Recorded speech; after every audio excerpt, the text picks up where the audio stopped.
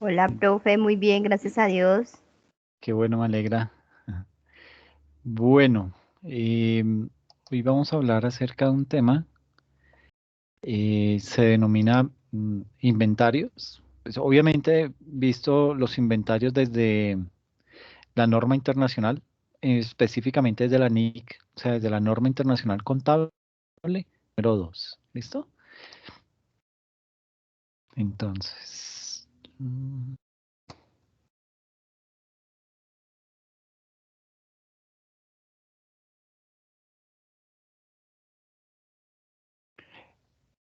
posiblemente em, digamos que posiblemente en esta sesión no alcancemos a culminar este tema de la NIC 2, entonces pues lo culminaremos la siguiente semana, pero vamos a tratar de avanzar lo que más podamos en este tema. Este tema es muy grueso, es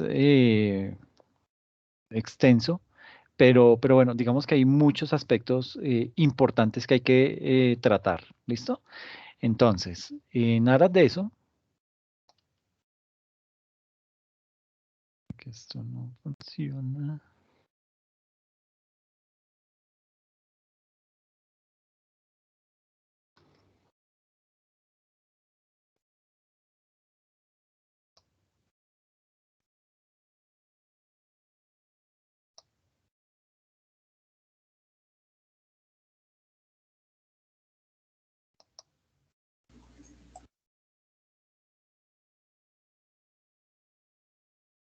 Listo, entonces, como les decía, la temática de hoy es netamente inventarios, eh, y pues la sesión está estructurada de la siguiente manera. Ay, esto no anda. Listo, entonces, el contenido que vamos a manejar es el siguiente. Vamos a hablar primero acerca de lo que es la definición y los métodos de valoración de inventarios. Vamos a hablar también acerca de lo que es el reconocimiento de los inventarios. Y por última instancia, veremos lo que es la medición de los inventarios desde el costo, el valor neto realizable y el deterioro. ¿Listo? Entonces, vamos a hablar acerca de qué son los inventarios. Pues básicamente, pues digamos que los inventarios son activos que se mantienen para la venta, ¿sí?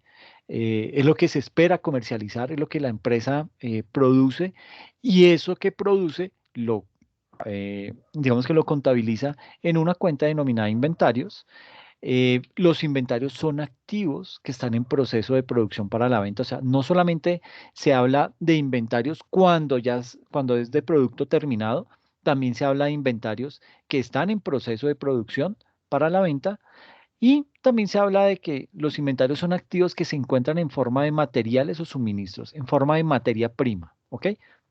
Es decir, existen esos tres niveles o esas tres categorías de los inventarios: el producto completamente terminado, el producto que está en proceso y lo que son las materias primas o los suministros. ¿Listo? Desde esas tres características se analiza lo que son los inventarios desde el estándar internacional. Ahora, en los costos, digamos que pasa lo siguiente: en los costos, los inventarios surten todo un proceso, un flujo de trabajo al interior de la organización, y allí en los costos vemos que a nivel de inventarios pues tenemos una materia prima. eh, Esa materia prima pues va a sufrir un proceso de transformación, ¿sí? Y ese proceso de transformación se hace cuando se le imprime la mano de obra y no es solamente, digamos que desde el punto de vista de los costos, no solamente hablamos de la materia prima y de la mano de obra, sino que también debemos contemplar los costos indirectos de fabricación.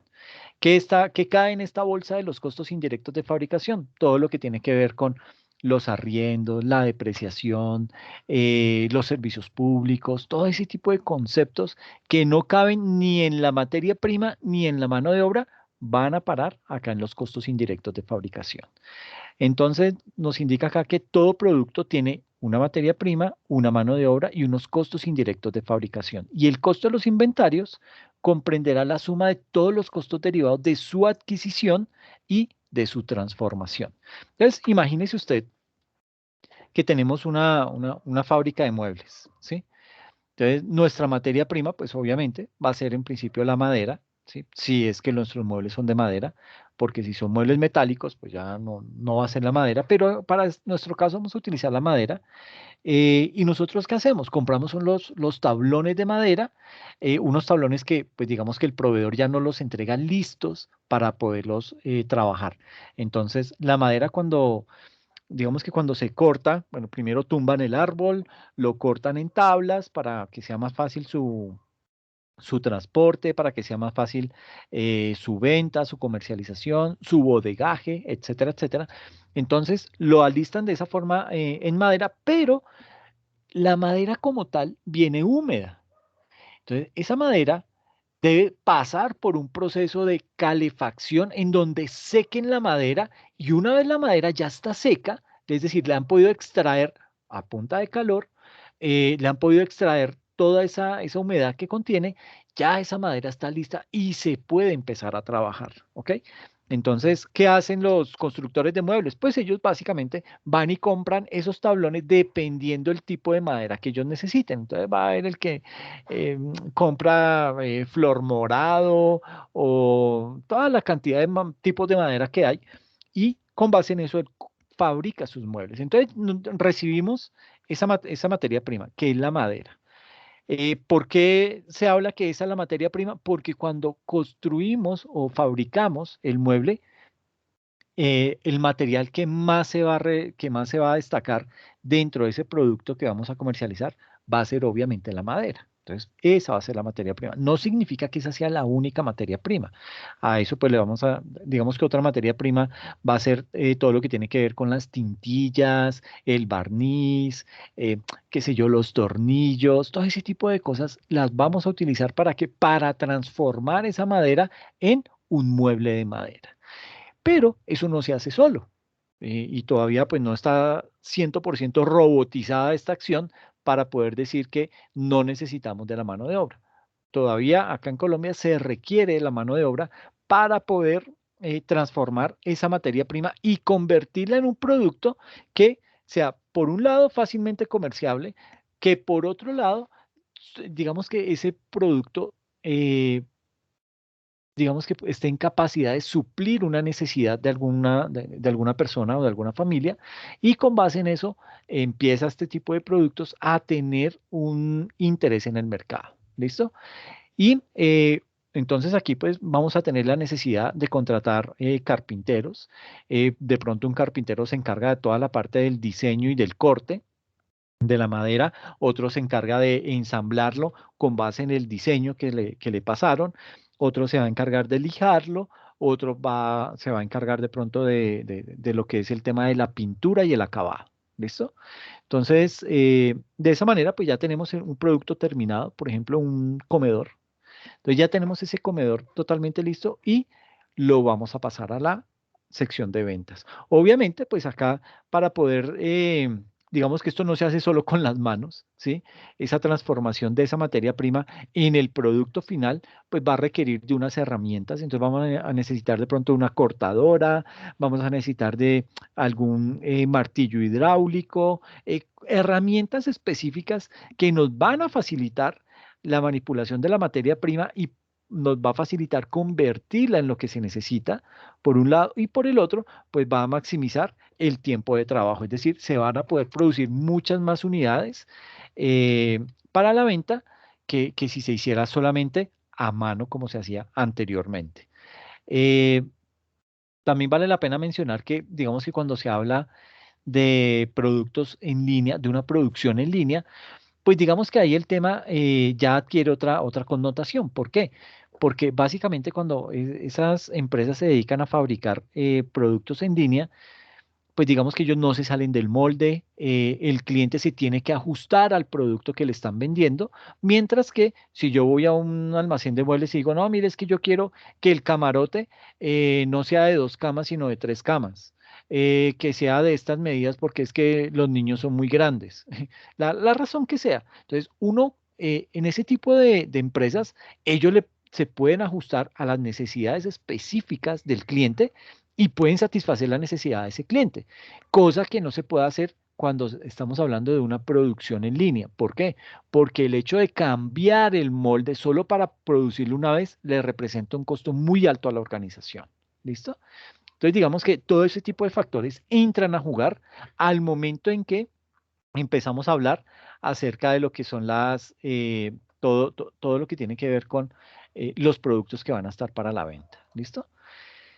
Em, digamos que existen unos métodos de valoración de los inventarios. Aquí voy a nombrar simplemente 4, hay muchos más, ¿sí? Por ejemplo, está el método de valoración de inventarios, el específico. Está también el método PEPS, que es primeras en entrar, primeras en salir. Está el método de promedio ponderado, que es uno de los más utilizados. Y está el WEBS, pero este WEBS es un método que el estándar internacional prohíbe. ¿Y por qué lo prohíbe? Porque se trata de que las últimas unidades que entran al almacén son las primeras en salir. Y esto básicamente, ¿qué hace? Tiene una repercusión en la utilidad de la empresa y es que se disminuye la utilidad y al disminuirse la utilidad va a ser menos el impuesto que vamos a tener que pagar. Por eso, este método ya no se utiliza bajo el estándar internacional. Está prohibido la utilización de este método, por lo menos acá en Colombia. Entonces, por lo general, los que más se utilizan son estos. Ahora, digamos que esto es a criterio de la organización. La organización es la que determina mediante o vía sus políticas contables, determina cuál es el método que más se ajusta a las necesidades de la empresa, ¿sí? Eh, y aquí vienen muchos errores que se cometen. Por ejemplo, cuando se está diseñando las políticas contables, eh, digamos que todo gracias al desconocimiento o de pronto al hecho que como había una fecha puntual para que las empresas se pasaran o realizaran su proceso de convergencia al estándar internacional, pues muchas empresas en su afán, ¿qué hicieron? Dijeron, no, no, no, toca pasarnos ya a las NIF. Entonces, ¿cuál es el primer paso que hay que hacer? No, hay que diseñar las políticas contables. Miércoles, ¿cómo así que las políticas contables? ¿Qué es eso? Entonces, no, las políticas contables son las reglas que van a definir cómo nosotros vamos a llevar la contabilidad al interior de la organización. Miércoles, ¿y cómo se hace eso? No, ni idea. Entonces, pues entra ahí a internet y busque a ver eh, políticas contables para una empresa de muebles de madera y agarran y comienzan a copiar y digamos que copian esas políticas y las pegan, las implementan como si fueran políticas que les aplican también a ellos. Y sucede que las políticas contables no es solamente eso, no solamente me van a diseñar o me van a delinear el camino contable que yo voy a seguir en la organización, sino que tiene muy en cuenta el modelo de negocio de la empresa y con base en ese modelo de negocio yo tengo que diseñar mis propias políticas contables, ¿ok? Eso es bien importante. Ese fue uno de los pecados más grandes que cometieron muchos contadores y muchas empresas. ¿Por qué? Porque se dedicaron simplemente, o por un lado, se dedicaron a buscar por internet y copiar políticas contables de empresas que pertenecían al mismo sector, ¿sí? Y yo les colocaba un ejemplo la vez pasada en donde les decía, imagínense, Fiorenzi fabrica muebles, fabrica zapatos, pero también está Hush Puppies. ¿Y Hush Puppies qué hace? Hush Puppies no los fabrica acá en Colombia. Hush Puppies acá en Colombia comercializa los zapatos que importa. ¿Por qué? Porque la fábrica está en Estados Unidos. Y bueno, de pronto no está en Estados Unidos, de pronto está en China, solo que los importan de allá. Aquí llega ya el producto terminado y Hush Puppies a qué se dedica a comercializar, mientras que Fiorenzi sí se dedica a la compra de materia prima, a la transformación de esa materia prima para convertirlo en un producto terminado y ese producto terminado comercializarlo.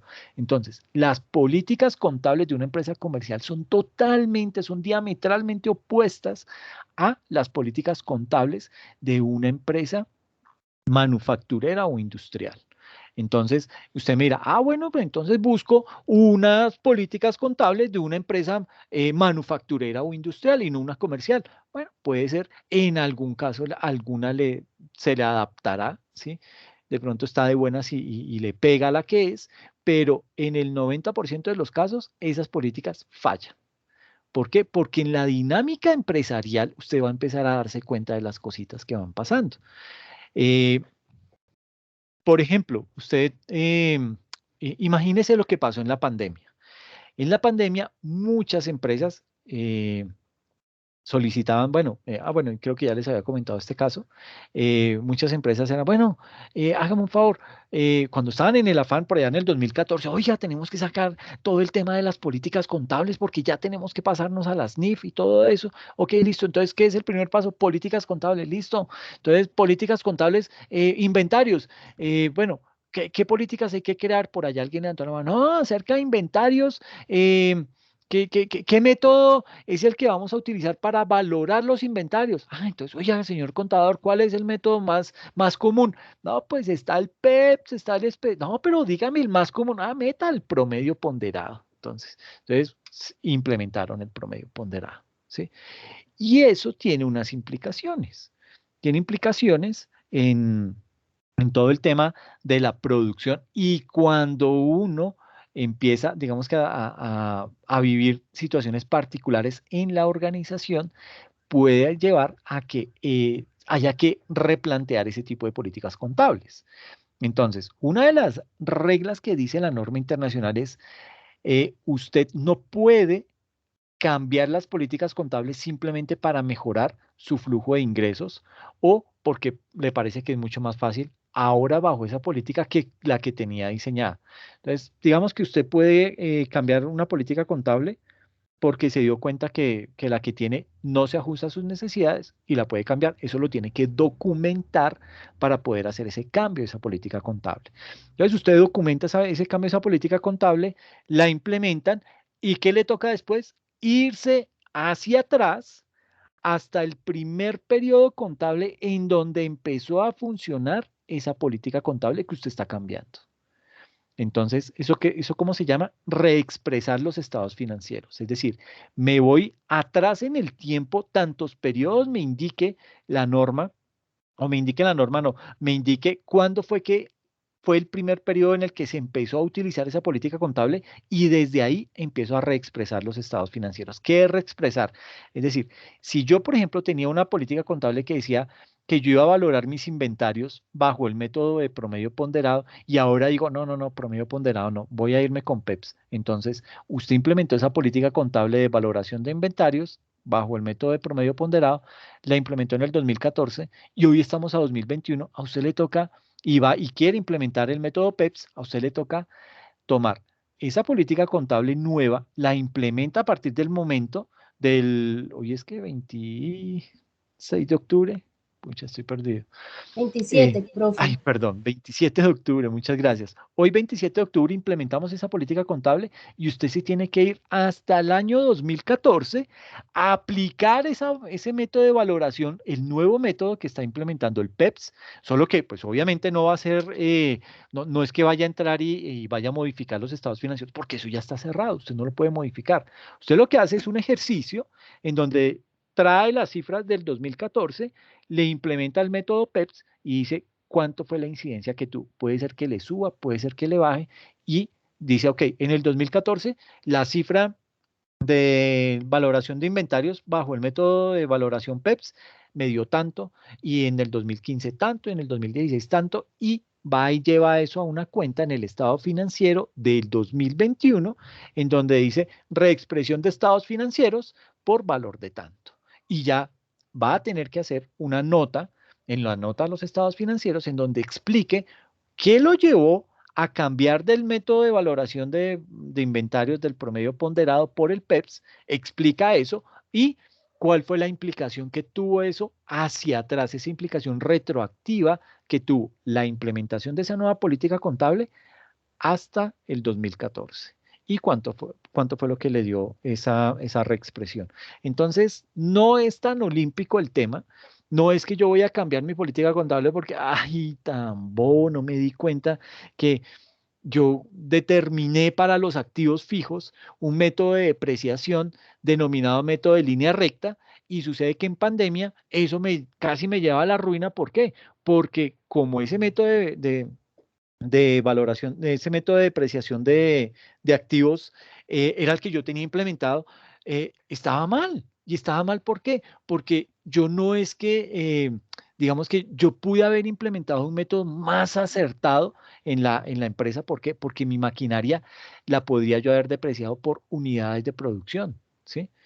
Y eso en pandemia generó muchos problemas a muchas empresas, porque como estuvo la economía cerrada y apagada, entonces esas máquinas estuvieron quietas. Y como yo tenía dentro de mi política contable que el método de depreciación era el de línea recta, yo tenía que seguir depreciando, úsese o no se use esa máquina. Entonces, ¿qué pasó? Que cuando ya volvió toda la normalidad, lo primero que empezaron a hacer estas empresas fue, oiga, devolvámonos, implementemos otro método de depreciación porque el de línea recta es mortal para nosotros. Tratemos de implementar el de eh, unidades de producción para ver si eso nos mejora las cifras en el balance. Y de esa manera se empieza a hacer. Entonces, el tema de las políticas contables es muy importante y tiene un grado de relevancia superior al momento de implementar el estándar internacional. Entonces, eso no es un juego, eso no se trata de buscar por internet unas políticas contables y copiarlas, y mucho menos se trata de tomar de pronto todo el estándar internacional y convertirlo en políticas contables, porque tampoco ese tipo de cosas le va a servir, ¿ok? Entonces hay que hacer un trabajo juicioso, hay que hacer un trabajo a conciencia y muy ajustado a la realidad de la empresa, la realidad económica y comercial de la empresa, para poder determinar cuál es el método que más le conviene. ¿Listo? Ahora bien, veamos un ejercicio, a ver, para ir aterrizando un poquito esta parte. Tenemos una empresa, la empresa Intelecto S.A., realiza la importación de computadoras con los siguientes datos. Tiene un precio de mercancía de 60.000 pesos, tiene unos seguros de 500 pesos, unos aranceles de 1.200, incurre en gastos de transporte por 1.500 pesos, IVA de 11.400 y unos gastos de importación de 500 pesos. Todos estos gastos los sumo y me da un total de 75.100 pesos. ¿Listo? Se pide determinar el precio unitario de las computadoras considerando que son 200 unidades, es decir, este precio me representa 200 computadores que yo traje, que yo importé, y luego realizar los asientos contables correspondientes. Entonces uno puede empezar a decir, ah, miércoles, claro, entonces yo sumo todo esto y lo divido entre los 200 y eso me da el precio y sale, listo, ya lo tengo. Ahora, ¿qué hay que contabilizar? Pues ahí hay que empezar hacer una lectura mucho más detallada de lo que dice la norma. La norma me indica que todos los gastos que se incurra hasta poner la mercancía disponible para la venta son ¿qué? Son parte del costo, menos los impuestos recuperables.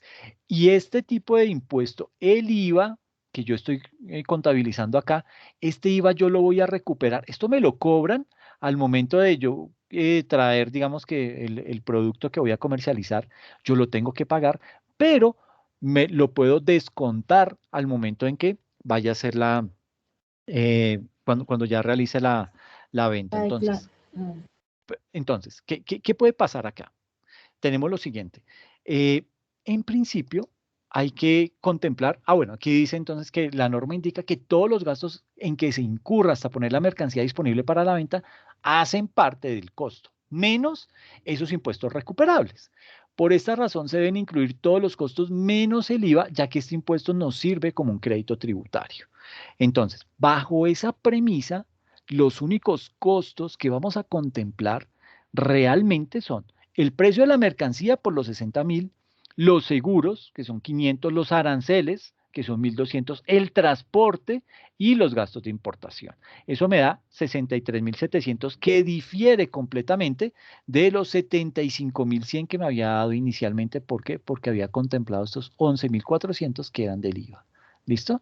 Entonces, ya ahora sí, con el valor depurado, los 63.700, ahora sí voy dividido sobre las 200 unidades que compré y eso me indica que el precio unitario de cada computador que traje es de $318.50.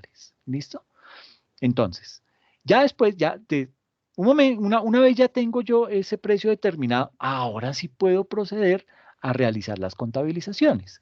¿Y esas contabilizaciones qué me indican? Entonces yo tengo, en principio, una importación que hice, ¿cierto? O sea, eso me afecta a una cuenta que se denomina importaciones en tránsito por valor de 63.700. ¿Qué fue el valor que determinamos acá? O sea, la sumatoria de todos los gastos menos el IVA, eso me da 63.700.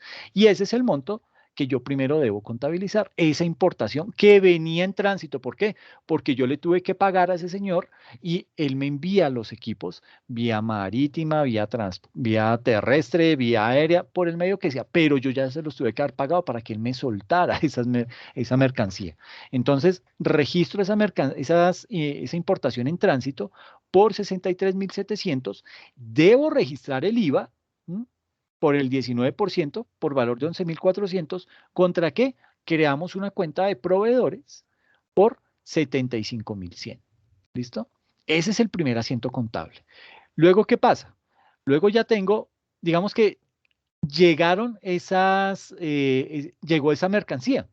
Entonces, yo ya paso esa mercancía que está en tránsito, esa importación que está en tránsito, ya la convierto en inventario. Entonces, el paso que viene es el de transferencia de importación en tránsito a inventario. ¿Y ahí qué hacemos? Entonces, como esa mercancía ya llegó, ya no está en tránsito, ya la tengo yo, entonces registro lo que es los inventarios, en este caso computadoras, por 63.700 contra cancelo esas importaciones en tránsito. ¿Listo? Por 63.700. ¿Listo? Y ahí quedaría entonces ese tipo de registro. Ya luego cuando lo empiece a vender y a mover y tener las utilidades y todo eso, pues ya digamos que vendrá otro tipo de contabilizaciones. Pero hasta acá registramos ese tipo de inventarios. ¿Listo? Veamos otro ejercicio para entender un poco mejor el tema. Ay, Nos sí, indica... profe, qué pena. ¿Perdón? ¿Puede volver la diapositiva? Me quedé Sí. hasta donde usted dice que se convierte de mercancía en tránsito a inventario, ¿cierto? Hasta ahí entendí. Ok. Pero lo último que escribió allí en la última celda no lo entendí. ¿Esta importación en tránsito? Sí. Ok, es que aquí ¿Por qué se coloca otra vez acá si ya tenemos la mercancía? Mira, lo que pasa es que aquí tenemos esta cuenta viva, estos 63.700, que está en el débito, una importación en tránsito. Ya no tenemos esa importación en tránsito. ¿Por qué? Porque ya recibimos la mercancía. Registramos la importación en tránsito al momento en que hicimos el negocio con el proveedor. Digamos que fue un proveedor que estaba qué sé yo, en Santa Marta. Entonces, oiga, necesito tantos equipos, no sé qué. Ah, ok, ya listo. Entonces, eso le vale 63.700 dólares, páguemelos y se los mando. Ah, ok, listo. Le giramos la plata y eh, digamos que para poder girar esa plata, nosotros vamos a crear esta cuenta de importaciones en tránsito, vamos a crear esta cuenta de IVA y, bueno, de pronto le decimos, bueno, vamos a generarle, entonces no le vamos a pagar ya porque ustedes ya nos conocen, usted es nuestro proveedor, entonces le vamos a girar una orden de compra. Esa orden de compra en realidad es una cuenta una cuenta por pagar a ese proveedor. Y esa cuenta por pagar la llamamos proveedores. Entonces tenemos por un lado una cuenta que se llama importaciones en tránsito. ¿Por qué se llama importaciones en tránsito? Porque no tenemos todavía la mercancía. Pero yo, como mi contabilidad, y digamos que en Colombia, bueno, el estándar internacional tiene unos principios. Eso le llaman unas hipótesis. Y una de esas hipótesis es la de negocio en marcha y la otra es la hipótesis del devengo. ¿Qué es el devengo? La causación. ¿Y qué me indica la causación? Que yo debo registrar una transacción contable en el momento en que esa transacción nace. No cuando la pague, no cuando reciba los productos, sino cuando nace esa transacción. Y esa transacción aquí está naciendo. Están haciendo, ¿por qué? Porque yo llamé a mi proveedor, le dije, oiga, necesito 200 computadores con estas y estas características. Se los tengo. Que mándeme la orden de compra y le despacho eso ya. Ok, listo. Entonces, hacemos la orden de compra, mire, necesitamos 200 computadores de esta marca y de estas características, y eso usted me dijo que valían 63.700 masiva. ¿Listo? Perfecto. Le mandé la orden de compra y él ya me empieza a despachar el envío. Él los 200 computadores de pronto no los tiene ahí no los tiene totalmente empacados, no los tiene todavía registrados. Alguna cosa debe estar ahí faltándole, entonces se va a demorar en llegar esa mercancía. Por eso la vamos a registrar inicialmente como una importación en tránsito, ¿ok? Esa importación en tránsito la registramos al valor que la adquirimos, le vamos a agregar el IVA y creamos la cuenta por cobrar a ese proveedor por el total. Luego, ¿qué hacemos?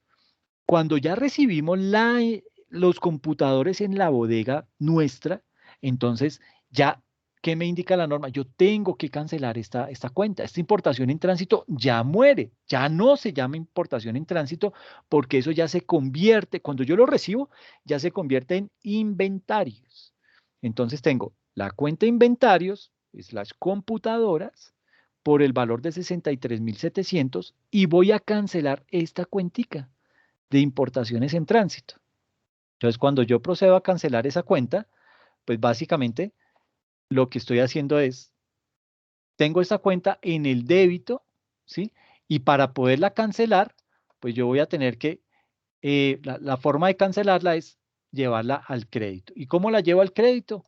Teniendo una cuenta que me indique que ese producto ya pasó de estar en una condición que era en tránsito a pasar ya al almacén o a pasar a la bodega de nuestra empresa. Y cuando eso llega a la bodega, ya no se llama importaciones en tránsito, se llama inventarios.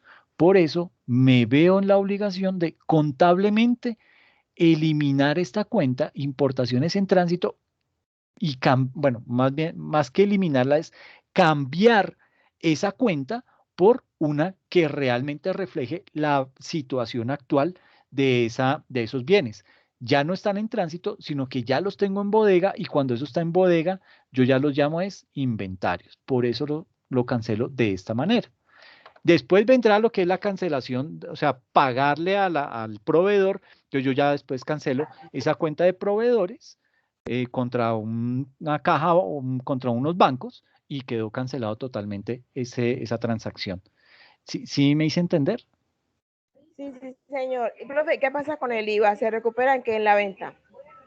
Sí, claro, ese IVA, digamos que se maneja como un descuento tributario más adelante, pero digamos que ese IVA en este momento, la particularidad que tiene es que aquí lo voy a ver como un mayor valor, pero yo no lo puedo contemplar como un mayor valor del producto como tal. ¿Por qué? Porque cuando yo lo vaya a vender, yo voy a tener que cobrar ese IVA, ¿sí?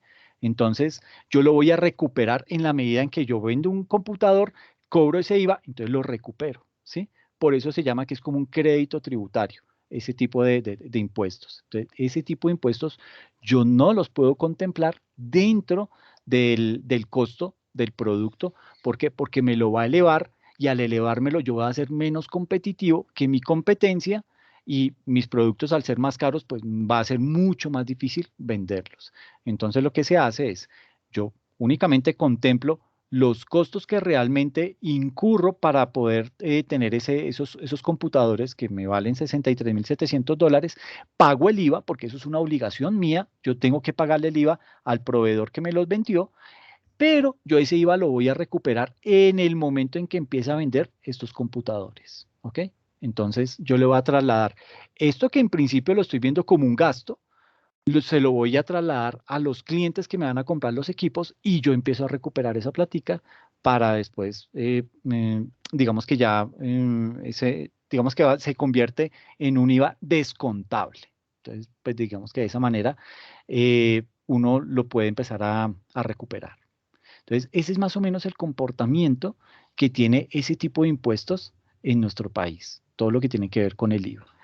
Y ahora, entonces, vamos a ver otro ejemplo como para tener un poquito más de claridad al respecto.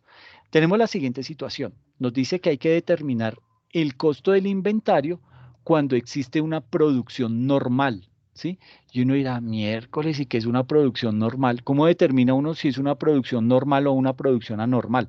Pues vamos a verlo de la siguiente manera. Tenemos que la empresa fabrica un producto.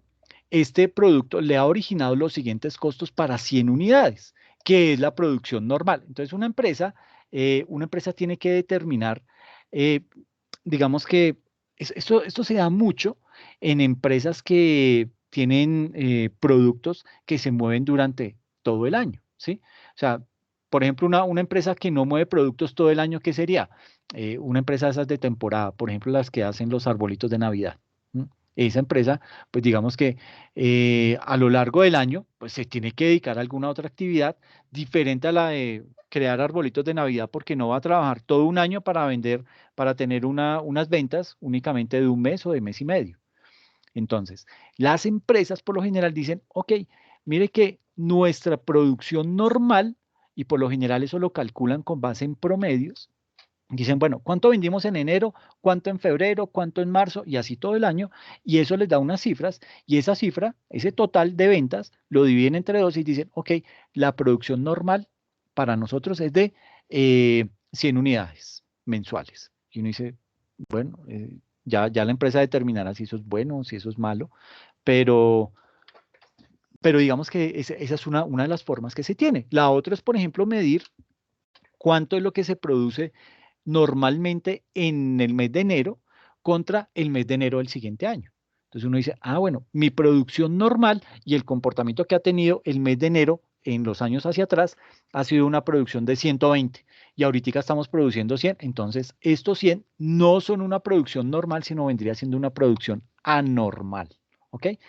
Entonces, para nuestro ejemplo, vamos a tomar como que la producción normal de la empresa es fabricar 100 unidades. ¿Listo? Ahora, para poder fabricar esas 100 unidades, yo tengo que incurrir en una adquisición de materia prima. Esa materia prima me vale $12,000. Voy a incurrir en una mano de obra que me vale $16,000, unos costos indirectos de fabricación que me valen $9,000. Voy a tener que, muy seguramente, asegurar la planta, ¿sí? Tener protegidos los productos que están dentro de la planta. Entonces adquiero un seguro, ese seguro me vale $2,000. Tengo una mano de obra indirecta que me suma $3,000 y una depreciación de maquinaria que me suma $4,000. Entonces el total del costo que tengo aquí de todas estas cifras es de 37,000. Entonces, ¿qué nos piden? Nos piden determinar el precio unitario considerando que se trata de 100 unidades y luego realizar los asientos contables. Entonces, teniendo en cuenta que es una producción normal, bueno, no tiene mucho problema. Entonces, ¿qué vamos a hacer? El costo unitario es simplemente tomar los 37,000 que nos da la sumatoria anterior, perdón, estos 37,000 que me dan de sumatoria, lo que hago es que los tomo y los divido entre las 100 unidades, que es mi producción normal. Y eso me da $370. ¿Listo? Ahora, ¿cómo contabilizo eso? Entonces, tengo en principio, bueno, la contabilización mientras el producto está en proceso. Mire que el anterior lo veíamos como una importación.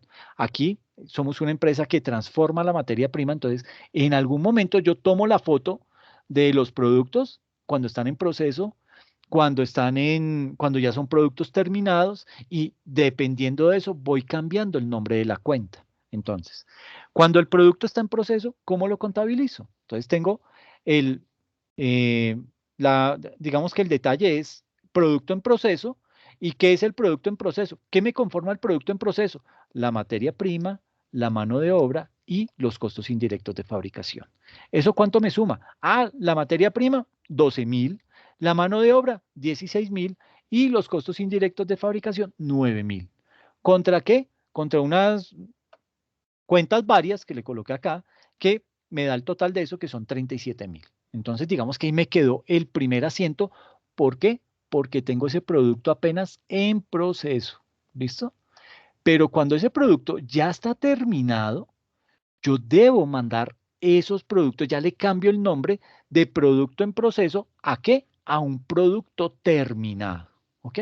Entonces, hago el siguiente asiento contable. Entonces, tengo mi producto terminado, ¿sí? Tengo acá un producto terminado ¿Por valor de qué? De $37.000, ¿sí? En el débito. ¿Contra qué? Tomo estos productos en proceso, ¿sí? Que me suman también 37.000 y los acredito. Crédito. Exactamente, entonces lo llevo mi materia prima de 12.000 al crédito, mi mano de obra de 16.000 al crédito y mis costos indirectos de fabricación de 9.000 al crédito. Y de esa manera cancelo, o sea, de esa manera trasladé lo que era esos productos en proceso, esa materia prima que estaba en proceso de transformación, la que se llama producto en proceso, la traslado a un producto terminado. ¿Ok? Entonces, esta es la dinámica que se debe seguir en una empresa industrial o en una empresa manufacturera que tiene ese tipo de situaciones. ¿Ok? Entonces, es una temática que, pues digamos que se da básicamente en ese tipo de organizaciones. ¿Listo? Veamos un ejercicio 3 como para tener algo más de claridad. Nos dice que hay que determinar el costo del inventario cuando existe una producción anormal, ¿sí? Entonces, teníamos que producir, nuestra producción normal era 100 unidades y en un mes hicimos menos de las 100. Entonces, ¿cómo se contabiliza eso? Entonces, ¿qué nos dice el ejercicio? Nos dice, la empresa fabrica un producto con los costos para 50 unidades y la producción normal es de 100 unidades. Entonces uno dice, joder, mi chica, ¿y ahí qué hago? ¿Sí? Y tengo los mismos costos. Entonces, en materia prima, como estoy produciendo la mitad, entonces es la mitad de la materia prima. En el ejercicio anterior teníamos una materia prima de 12.000. Como estoy produciendo la mitad, entonces son 6.000, ¿sí? 6.000 de materia prima. La mano de obra eran 16.000. 16.000, entonces, como produje la mitad, entonces me llevo únicamente la mitad de la mano de obra, que son 8.000. Con los costos indirectos de fabricación fijos, me dice que son de 9.000. Y aquí los sigo, digamos que esos costos indirectos de fabricación aquí no sufren ninguna restricción. ¿Por qué? Porque yo sigo gastando la misma agua, sigo gastando la luz, mis costos fijos siguen siendo los mismos para 100 unidades o para 50, esos costos fijos se mantienen, ¿ok? Eso hace que mi producto salga más caro. Es decir, si yo las 100 unidades las vendía a 50.000 pesos, fácilmente esas 50 unidades las voy a tener que vender a unos 68.000 pesos, 70.000 pesos. ¿Por qué? Porque mis costos fijos, estos costos fijos, no los puedo reducir. ¿Sí? Yo puedo reducir la materia prima, claro, voy a gastar, solamente voy a producir 50, entonces utilizo la mitad de la materia prima. La mano de obra, ok, solamente le digo, y si trabajo con personas que me trabajen a destajo, digo, ok, solamente van a necesitar 50, entonces por favor venga la mitad de los empleados, ok, entonces ya no va a gastar 16.000, sino 8.000. Pero esos costos indirectos de fabricación los voy a tener que seguir sosteniendo sea que produzca 100 o sea que produzca 50 unidades. Entonces, por eso hablamos aquí de que el costo indirecto de fabricación es de 9.000. ¿Listo? Los seguros de la planta son 2.000. Bueno, de estos 9.000, ¿en qué se discriminan? En 2.000 de los seguros de la planta, 3.000 de la mano de obra indirecta y 4.000 de la depreciación de la maquinaria. Esto me da 9.000, que son estos 9.000 de los costos indirectos de fabricación. Entonces, ¿qué tenemos que hacer acá? Pues básicamente pasamos a hacer lo siguiente. La norma indica que cuando no se ha alcanzado esa producción normal, es decir, no hemos llegado a producir las 100 unidades, dependiendo del número de unidades producidas, para nuestro ejemplo, apenas fuimos capaces de producir 50 de 100 que era la producción normal, entonces una parte de los costos indirectos de fabricación de esos CIF fijos se distribuyen para el costo y otra debe cargarse ¿a qué? Al gasto.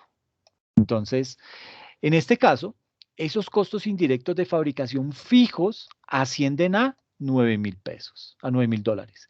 Y como la producción normal es de 100 unidades y solamente logramos producir estas 50 unidades, quiere decir que el 50%, lo que equivale a 4.500 de estos 9.000, van al costo y la diferencia, los otros 4.500, van al gasto. ¿Ok? Entonces, Profe, una preguntita ahí que tengo. dime. Cuando en esa partecita cuando no se cumple pues con la producción normal, que acabas de decir que los costos indirectos se cargaría un porcentaje al gasto, siempre se va a tomar, digamos, por el porcentaje, digamos, de producción, ¿me hago entender? Sí, O sea, sí, sí, digamos en sí. este caso coincidió que el 50%, entonces le vamos a aplicar el 50% pues al valor de los costos indirectos. Pero si digamos la producción hubiese sido de 30, asimismo pues se saca a cuánto, a qué porcentaje equivale y se aplicaría los costos indirectos. Exactamente, esa proporcionalidad se calcula con base en la producción que tuvo la organización.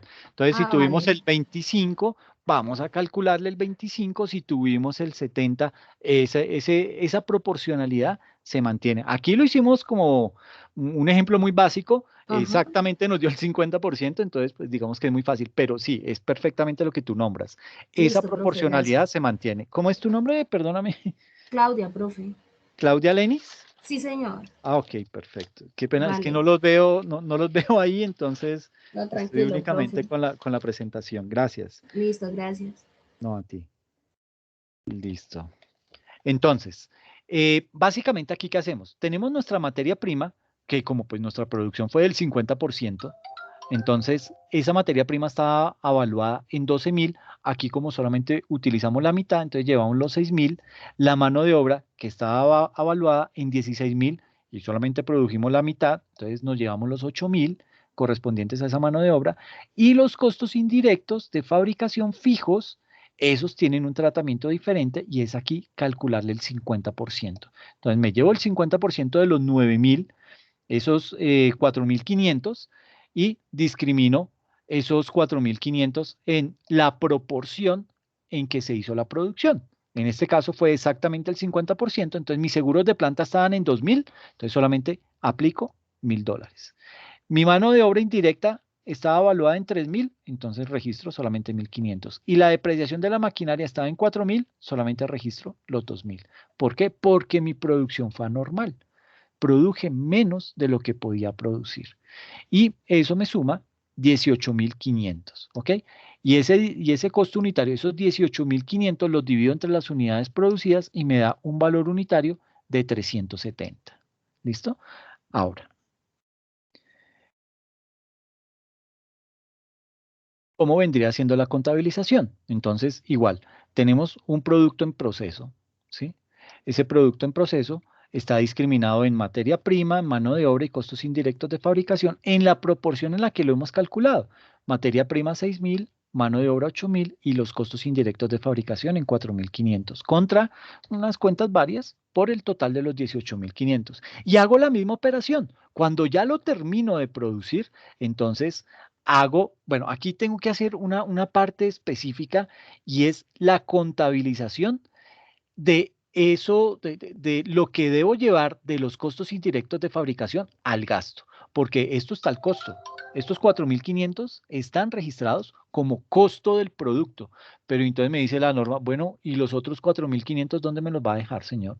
Si esos son unos costos fijos. Ah, ok. La norma me dice, registre eso otro como un gasto, ¿ok?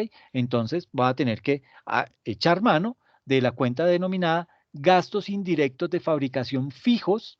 ¿Por qué valor? 4.500 contra esas otras cuentas varias por valor de 4.500. Y luego, ahí sí Perdón, va, dime. perdóneme, profe. Y por ejemplo, en esos gastos fijos, por ejemplo, iría, digamos, el arriendo del taller o de la bodega. Sí, exacto. En este caso específico, como costos indirectos de fabricación, tenemos lo que es el pago del seguro, la depreciación y una mano de obra indirecta. Eso digamos que en este momento hace parte de estos costos indirectos de fabricación. Pero, por lo general, en esos costos indirectos de fabricación, uno debe contemplar los servicios públicos, el arriendo, y en el arriendo se hace un tratamiento mucho más minucioso. ¿Por qué?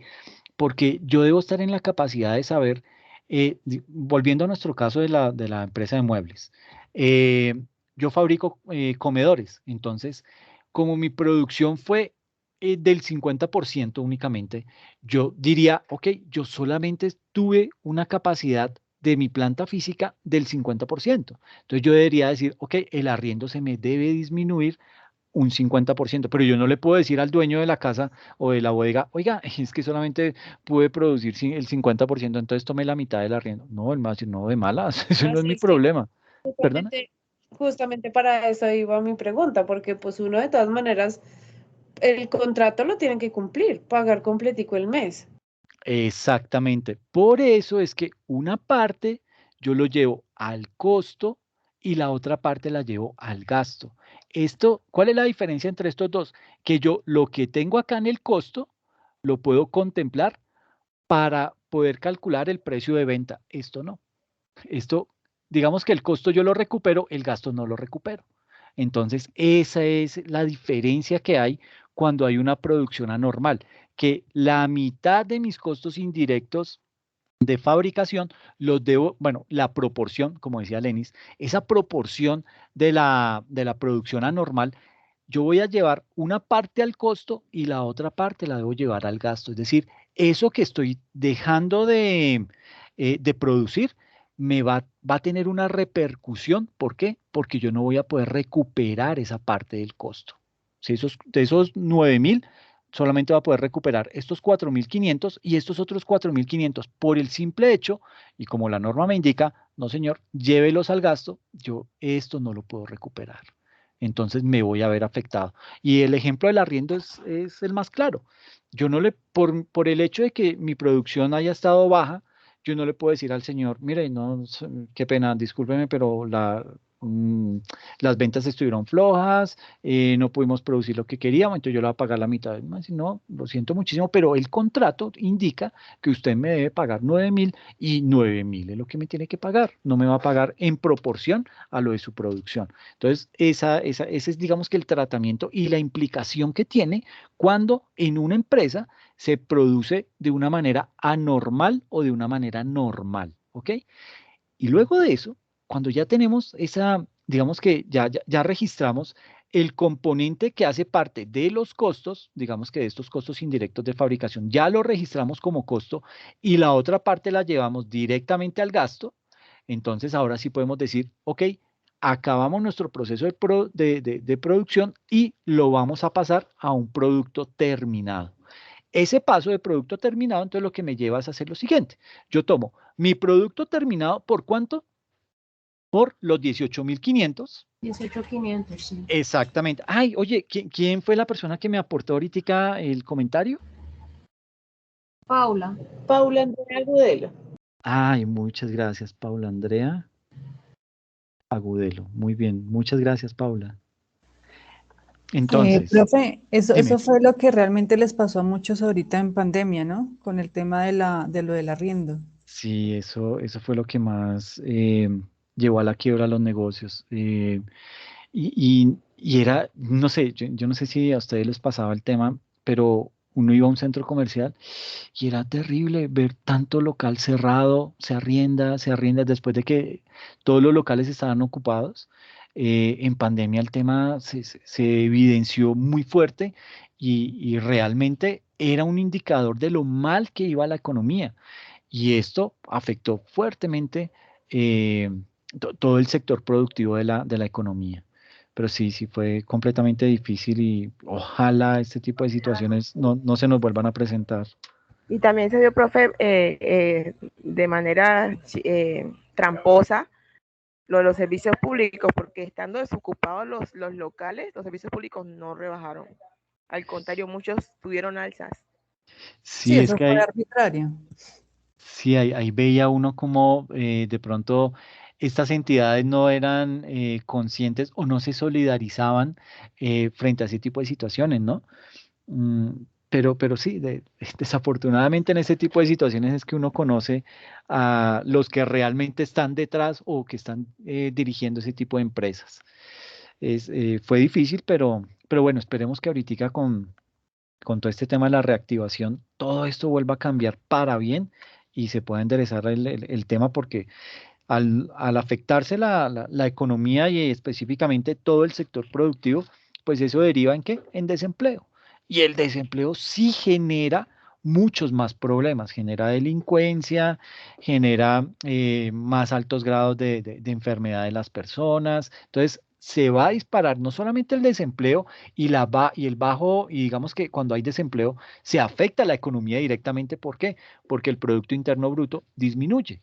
Entonces, es mucho menos lo que van a producir las empresas porque son mucho menos lo que están consumiendo las personas debido a la escasez de dinero.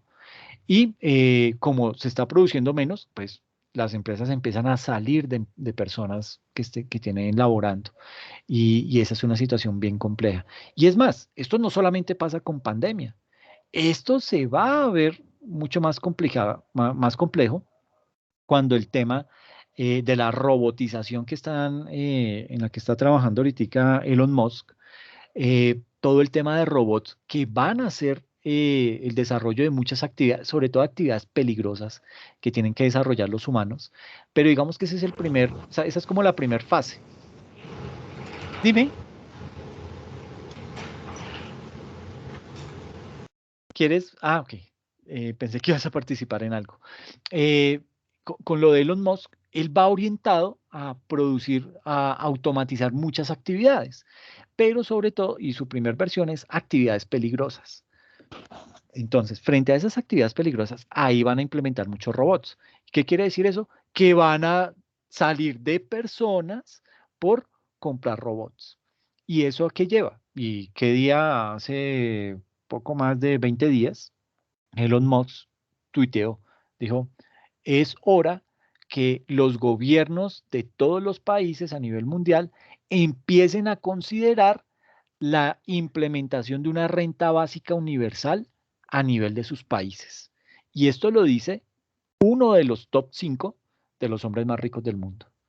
Capitalista, esto no lo está diciendo Petro, no lo está diciendo un mamerto, no lo está diciendo nadie izquierdista, lo está diciendo uno de los hombres más capitalistas del mundo. Se necesita que haya una renta básica universal. ¿Por qué?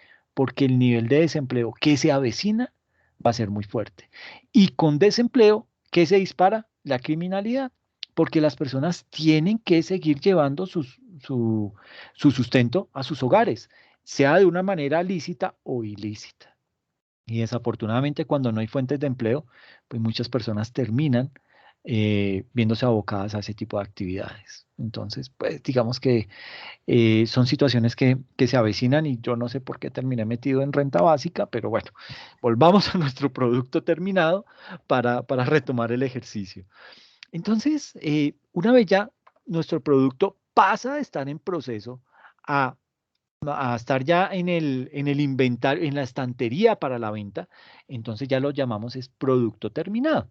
Y el paso de producto en proceso a producto terminado implica que debemos cancelar esta cuenta, ¿ok? Esa cuenta de producto en proceso. Entonces, debito mi nueva cuenta que es producto terminado porque mi inventario de producto terminado creció en $18,500 y cancelo mi producto en proceso discriminado. Producto en proceso, materia prima en proceso, 6,000 al crédito, mano de obra en proceso, 8,000 al crédito y costos indirectos de fabricación, 4,500 al crédito. Entonces, de esta manera, digamos que esto es lo que indica el estándar internacional, se debe hacer cuando en una organización se ve afectada la producción. Cuando la producción baja, se ve implicado y directamente afecta lo que son los costos indirectos de fabricación. ¿Por qué? Porque me dice que en la proporción en que disminuya su producción, debe mandar una parte a gastos y la otra la puede llevar como costo. Es decir, una parte la va a recuperar, la otra no la va a recuperar. ¿Ok? Entonces, esa es la diferencia. Veamos qué es, desde el punto de vista del reconocimiento, cómo me afecta el reconocimiento en mis inventarios. Entonces, digamos que en principio, y veámoslo desde un ejemplo, como para tener un poquito más de visión. Nos indica lo siguiente: una entidad que fabrica productos químicos hace el mantenimiento de su planta de producción con una máquina de limpieza especialmente diseñada. O sea, es una máquina que fue hecha a la medida de la empresa. Y un conjunto, o sea, utiliza esa máquina de limpieza y también utiliza un conjunto de herramientas comunes, unas herramientas de bajo valor que fueron adquiridas en una ferretería local. Se espera que la entidad pueda utilizar la máquina que está hecha a la medida durante muchos años. Entonces nos surge una pregunta. ¿Será que la máquina, por ser utilizada en la planta de producción, puede ser considerada dentro de los inventarios? ¿Ustedes qué creen? Yo pienso Yo que sí, pienso que profe. sí. Sí, profe, Una claro. persona creo que activa Sí, fijo. porque O sea, esa máquina la registro como un inventario. Pero ¿quién la compraron, profe? ¿La Esa diseñaron? es la Pues? pregunta, o sea, ¿la máquina es de la empresa? Sí, la máquina, Claro, porque la máquina la desarrolló la empresa a su medida y pues obviamente tuvo que incurrir en una compra de insumos para poderla fabricar. O sea, Para mí sería como pero un activo, bueno, un activo fijo. la compró como un activo y la modificó o la compró total. para mí No. es como en el inventario, porque si está comprando, él compró, como quien dice, los costos indirectos, lo que van a utilizar para armar la máquina. Ok, bueno, ahí tengo que decirles, y un una sola activo. persona que dijo que era un activo fijo. ¿Quién fue la persona que me dijo eso? Yo, profe. Y yo, Jenny Yo. Carolina. Jenny Yo también Carolina. sé. Todos, profe, todos. Eso, todos. Jenny Carolina, ¿cómo es tu apellido? Abella. Abella. Sí, señor. Pero hubo, es que como no los veo, es como tengo la presentación ahí, hubo otra voz que fue la que primero me dijo que era un activo fijo. Yo, profe, Diana Carricho. Ok, perfecto. Diana Profe, Carrillo. pero ahí no Sí, se señor. evaluaría también dentro de las políticas contables de la compañía desde qué cuantía lo manejarían como activo de la empresa. Muy bien, esa es una muy buena apreciación. Eso es válido, pero digamos que el hecho que yo no lo contabilice o no lo registre como un activo fijo no significa que lo voy a meter como un inventario. Puede ser que yo lo meta ahí como otra, es decir, le daré otro manejo contable, pero no necesariamente lo voy a reconocer como un inventario. Entonces, en este tipo de situaciones, específicamente, puede ser que la máquina yo la esté utilizando para realizar mantenimiento en la planta de producción, pero por el hecho de que esa maquinaria esté dentro de la planta de producción, no significa que haga parte del inventario. Es un equipo que se considera o que se contabiliza como propiedad, planta y equipo. Hubo una persona, un hombre que estaba, que tenía la duda si era inventario o activo fijo y trató de indagar más. ¿Quién es esa persona, porfa? Profe, una duda. O sea que ahí podríamos también decir que esa planta se puede ir deteriorando, no se podría colocar con el mismo valor, digamos, que aparece en años anteriores.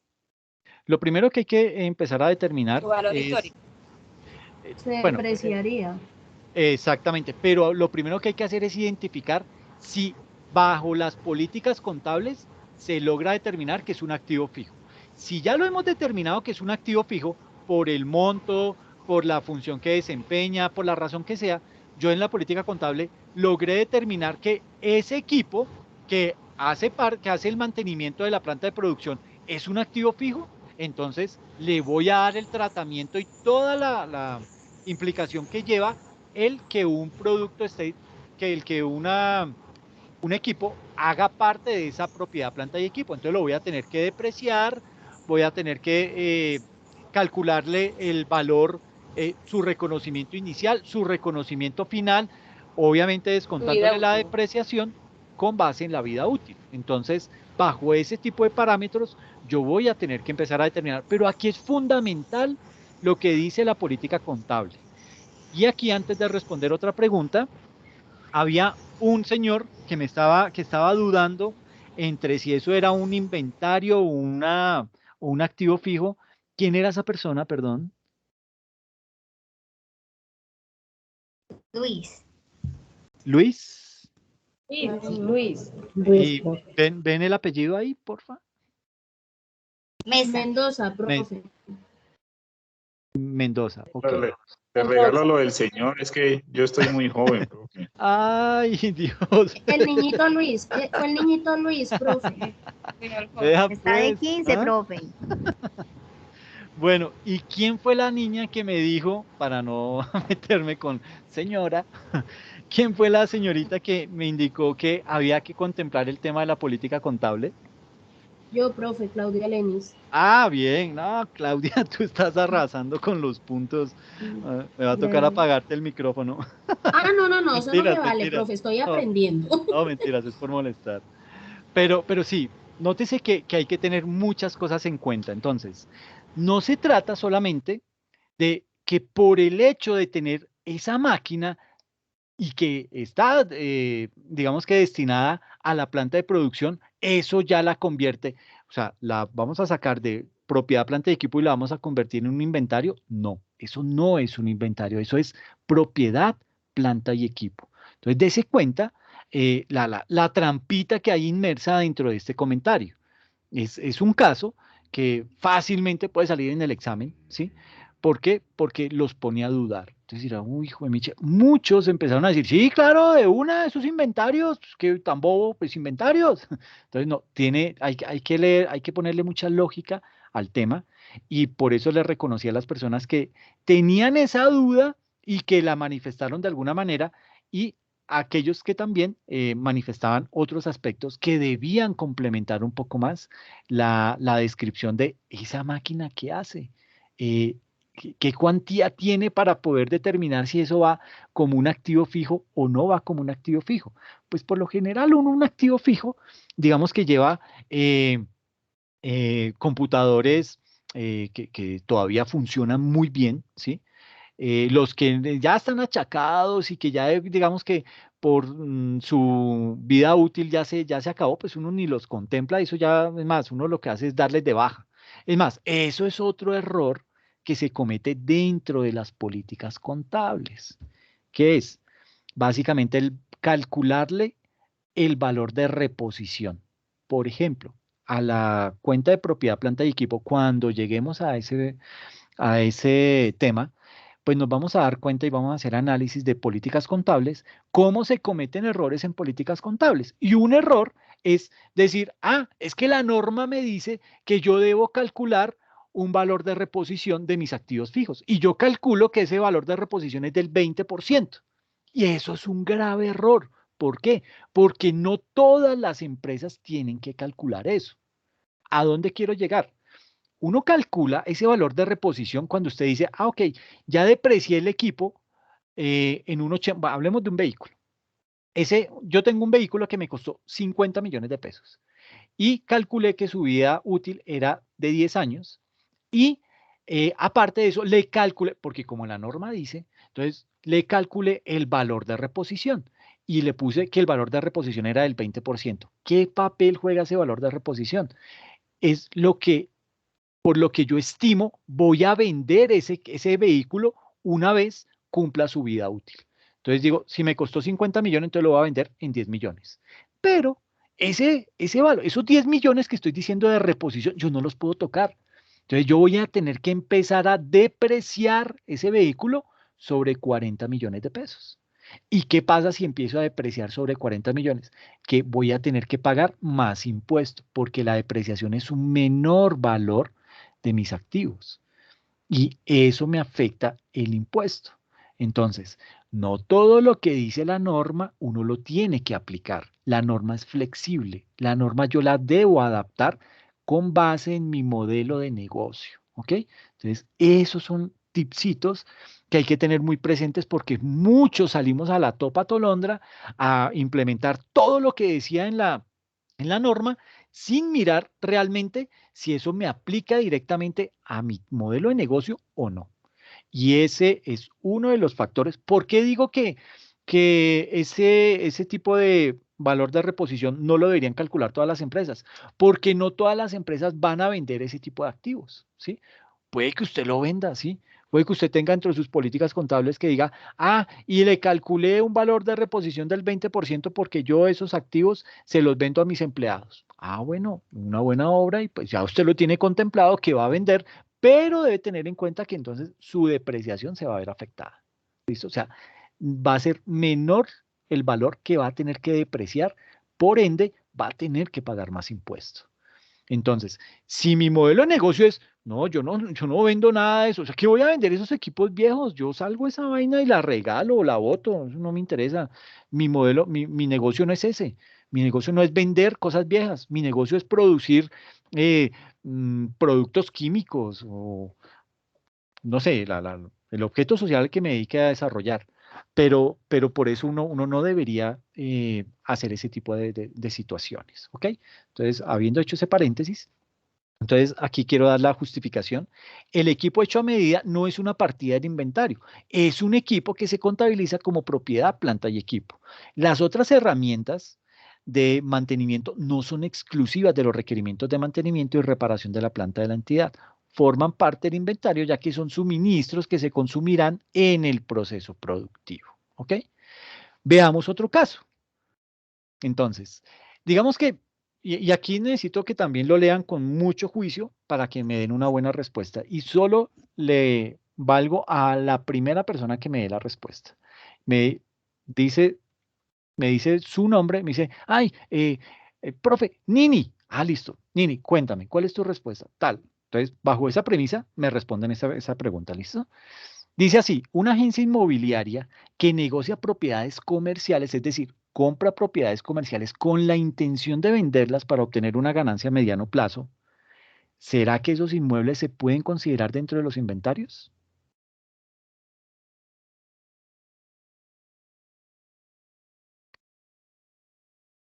¿O será que son propiedad, planta y equipo? Profe, pues Para yo mí que no son estoy Nombre, segura. Para mí que nombre, son inventarios. nombre. Ana Nombre. María. Paula. Ana María Ah, y Paula. Bueno, Ana María, cuéntame, ¿tú qué opinas? Bueno, la pregunta dice que es una inmobiliaria que negocia propiedades comerciales. Pues no está hablando de un activo fijo, me está hablando de que estoy vendiendo. Debería pertenecer a mi inventario. Perfecto. Y Paula, ¿tú qué opinas? Profe, yo le iba a decir que, pues, si bien es cierto que el edificio o lo que sea, las propiedades son propiedad, planta de equipo, pero también se dice que los inventarios, los activos de la empresa producen una ganancia a futuro. Este debería ser el caso. Entonces sí se debería tratar como un inventario porque pues a futuro le va a dar ganancia a la empresa. Perfecto. Paula Andrea Gudelo, ¿cierto? Sí, profe. Y Ana María, ¿cómo es tu apellido? Beltrán Pedroso. Beltrán Pedrosa. Listo.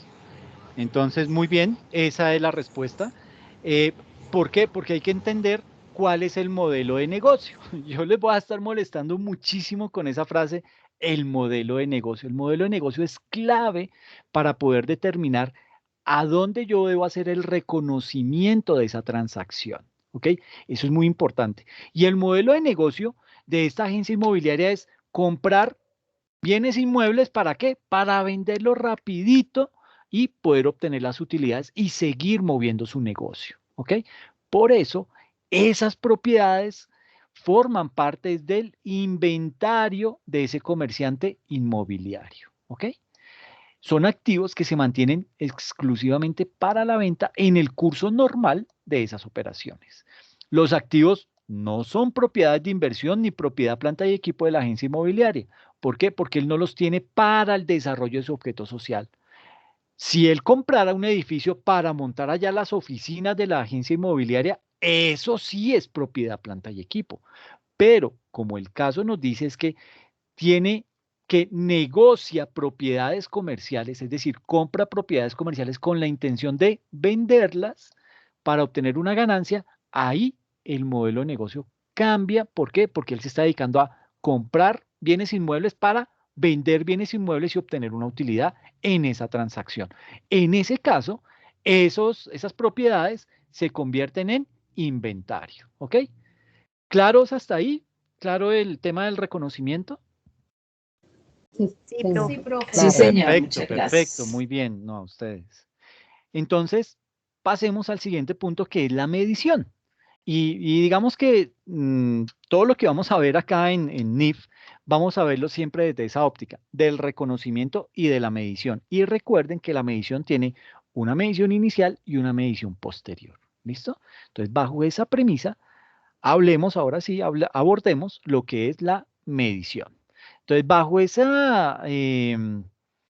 el principio de medición, eh, pues hay varios factores que hay que tener en cuenta. Entonces, en principio, digamos que esa medición puede darnos, digamos que nos va a arrojar un criterio en donde vamos a tener que tomar una decisión. Si vamos a determinar, digamos que vamos a tener que determinar en inventarios, porque estamos en el tema de inventarios, el menor valor entre el costo, y para el costo hay que entender que estoy tomando en cuenta lo que es el costo de compra más los costos de conversión más otros costos incurridos, eso me va a dar el costo total, ¿sí? O por otro lado voy a tener que determinar el valor neto realizable. ¿Y qué es el valor neto realizable? Es un precio de venta estimado. ¿Y cómo lo estimo? Yo tomo los costos estimados de terminación, bueno, calculo el precio de venta, le resto los costos estimados de terminación y le resto los costos para vender y eso me da ese precio de venta estimado. ¿Y yo qué me dice la norma? Tome el menor de esos dos. Entonces, esto me lleva a una disyuntiva en algún momento. ¿Por qué? Imagínense, y voy a leer este párrafo que está aquí en la diapositiva, dice, medición y costo de los inventarios según la NIC 2 para NIF plenas y la sección 13 para pymes. Dice así, se comparan el valor neto realizable, que es este segundo que está aquí, el segundo cuadro, se comparan el valor neto realizable y el costo. Con base en el menor valor de estos dos, se medirán los inventarios.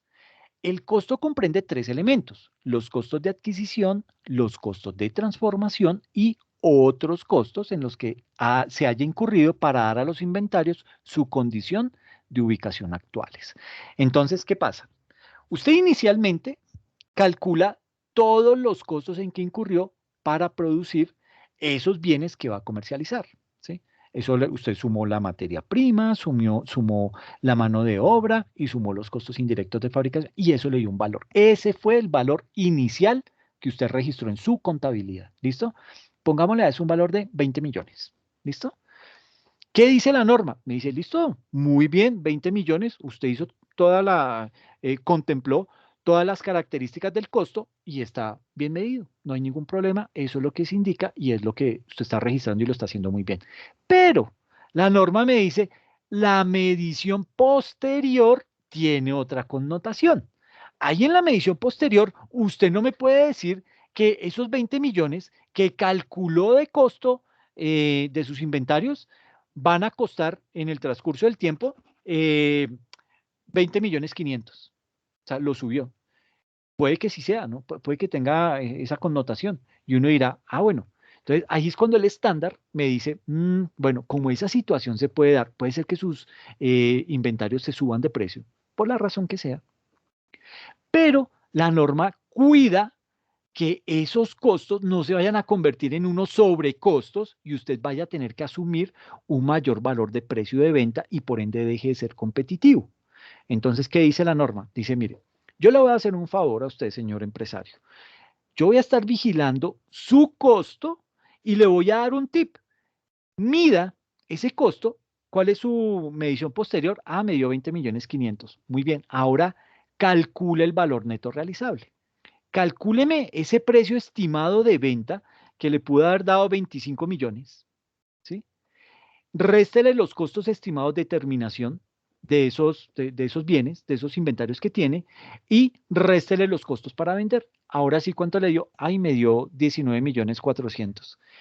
Y la norma dice, entonces usted debe registrar el menor valor del costo que le dio 20 millones 500 y el valor neto realizable que le dio 19 millones 400. Entonces usted debe realizar un asiento contable que le va a representar un deterioro de sus inventarios. ¿Ok?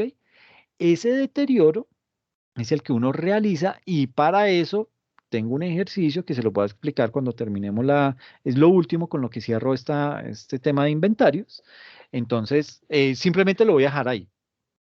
Tengan presente que para hacer la medición posterior, uno debe estimar cuánto va a ser el precio de venta y a ese precio de venta le voy a restar los costos estimados de terminación y los costos para vender.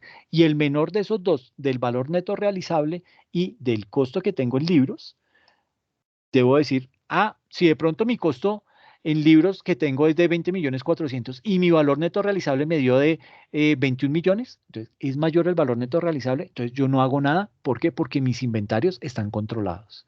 Mis inventarios no están sufriendo de sobrecosto. Pero si mi valor neto realizable me dio menor al costo que tengo al valor que tengo registrado en libros, ahí yo debo realizar un asiento contable.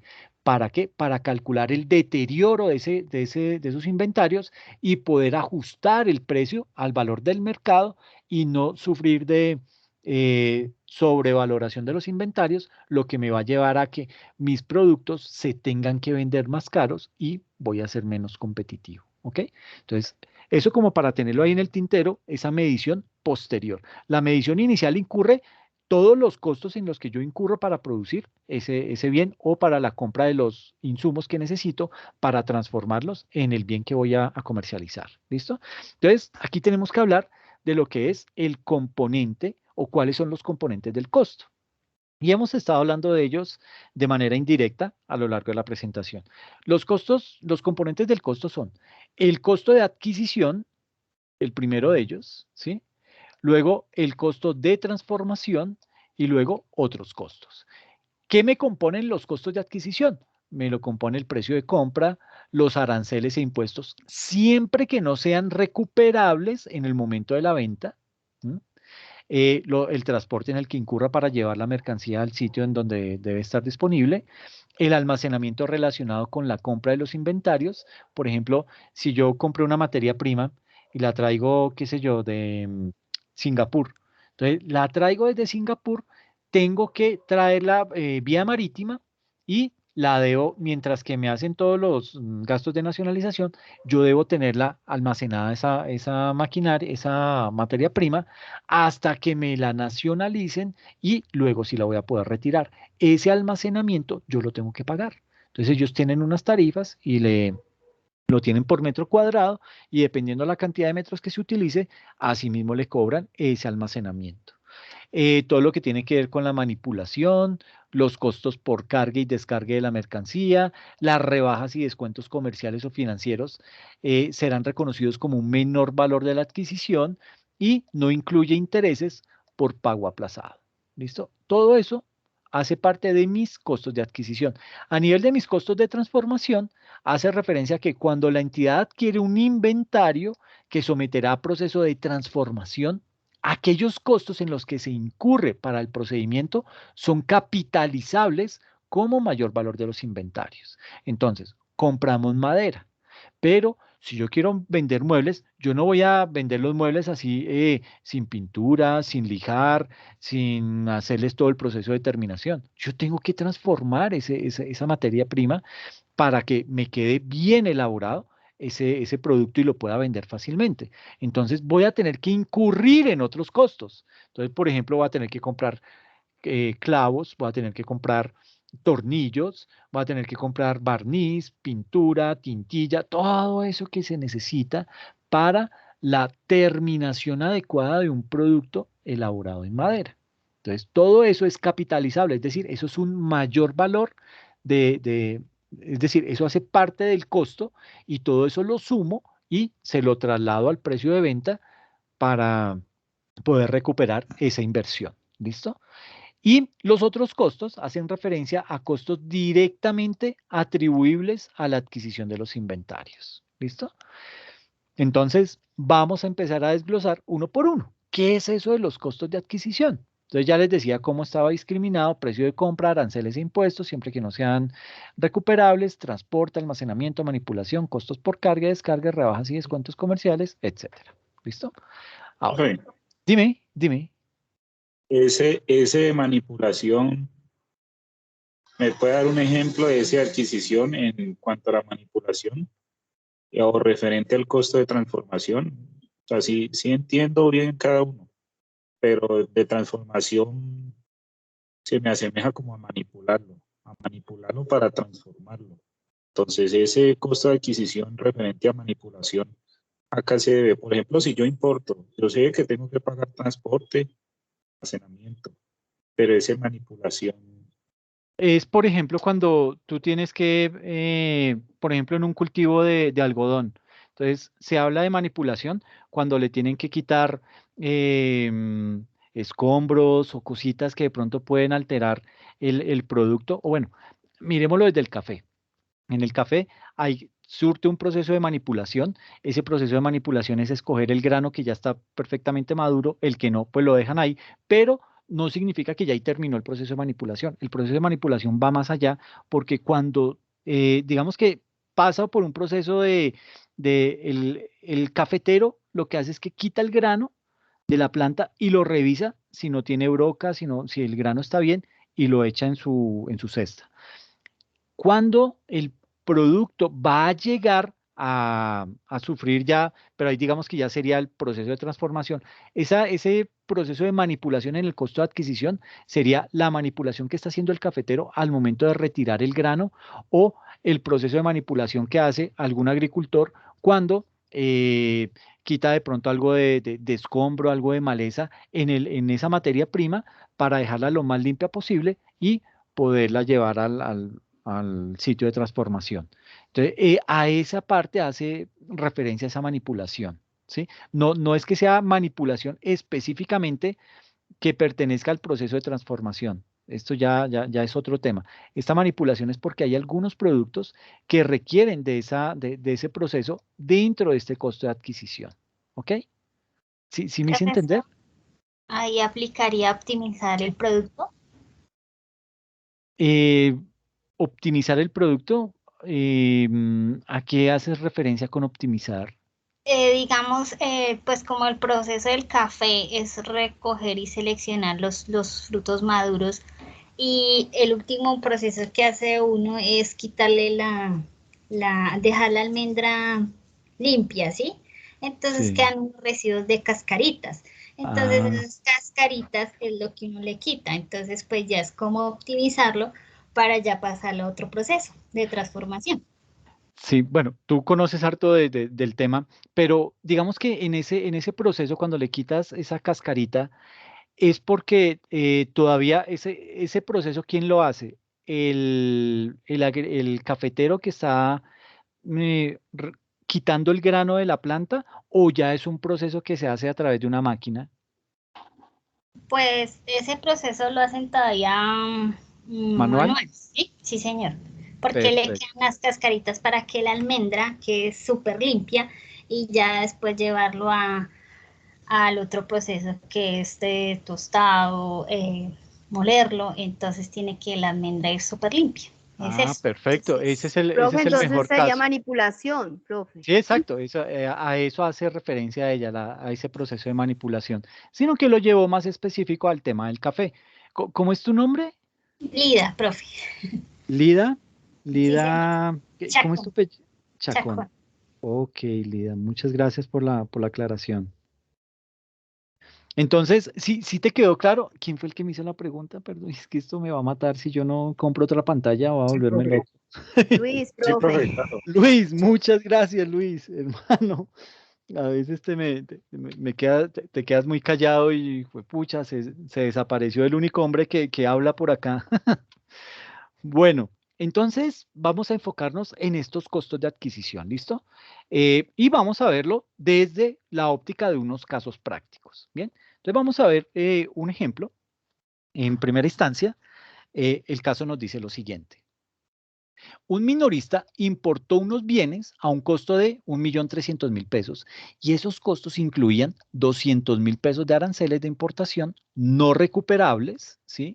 100.000 pesos de impuestos indirectos recuperables y nos dice aparte que los riesgos y las ventajas de la propiedad de los bienes importados se transfirieron al minorista cuando retiró los bienes del almacén del puerto. El minorista debió pagar los bienes en el momento de retirarlos. Ahí en ese caso, el minorista incurrió en un gasto de 50.000 pesos. ¿Para qué? Para transportar los bienes a su establecimiento de venta al por menor y otro gasto de 20.000 pesos para entregarlos a su cliente. Al vender los bienes, incurrió en otros costos de venta por 30.000 pesos. Entonces, aquí hay un revuelto. ¿Sí? Entonces, lo primero que debemos hacer es organizar la información. ¿Sí? Entonces, ¿cuánto nos cuestan los bienes? Nos dice que el costo es de 1.300.000, pero dice, ok, costo de los bienes es 1.000.000. ¿Por qué aquí decimos que es 1.000.000? Porque tenemos 1.300.000 que nos costó completamente los bienes que hemos importado, pero dentro de ese 1.300.000 habían 200.000 de aranceles de importación no recuperables y 100.000 de impuestos indirectos recuperables. Entonces, simplemente lo que vamos a hacer es calcular lo que realmente pagamos por los bienes. O sea, le descontamos esos 200.000 de aranceles y esos 100.000 de impuestos indirectos. Y nos queda un costo de bienes por 1.000.000 de pesos. ¿Listo? Ahora sí, organicemos esos 300.000 pesos. Entonces, aranceles no recuperables, 200.000. Impuestos indirectos recuperables, 100.000. Gastos de transporte de mercancías al establecimiento, 50.000. Gastos de transporte de mercancía al cliente, 20.000. Y costos de venta por 30.000 pesos. Entonces, ya con la información un poquito más desglosada y más organizada, ahora sí pasemos a mirar el caso completo. Entonces nos dice, el costo de adquisición es de 1.250.000 pesos. ¿De dónde sale ese valor? Pues básicamente sale del siguiente cálculo. Tomamos que el costo de los bienes es de 1.000.000, ¿sí? Le sumamos los aranceles no recuperables de 200.000. Había uno de 100.000 por ahí, que era de impuestos indirectos no recuperables, entonces esos no los podemos contemplar. Y teníamos unos gastos de transporte de mercancías al establecimiento por 50.000. Esto suma 1.250.000. Y usted dirá, bueno, ¿y el resto qué? O sea, estamos quitando estos impuestos indirectos recuperables que la norma nos dice que no los podemos contemplar. Y bueno, ¿y por qué no me contempla estos gastos de transporte de mercancías al cliente? Porque la norma dice que solamente le va a capitalizar los gastos de transporte al sitio de destino, no a lo que tiene que ver con las entregas a los diferentes clientes, sino al producto se le va a subir de precio, ¿sí? Y lo que tiene que ver con esos otros costos de venta de 30.000 pesos tampoco hacen parte de esto.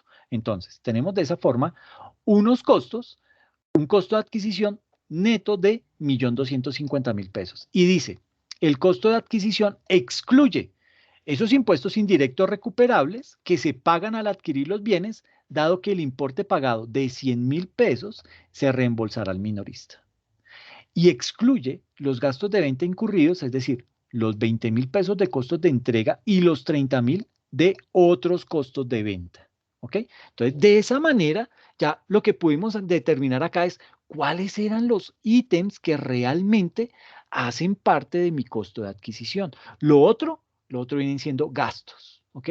Que voy a reflejar en mi contabilidad, pero que no van a ser parte del costo, no los va a poder capitalizar al momento de vender este producto. ¿Por qué? Porque los costos que lo va a poder calcular a ese precio, a ese producto que voy a vender, únicamente van a ser de 1.250.000 pesos, más lo que la empresa estime quiere obtener de utilidad al vender ese tipo de productos. Pero estos otros datos van a ser parte del gasto, ¿ok?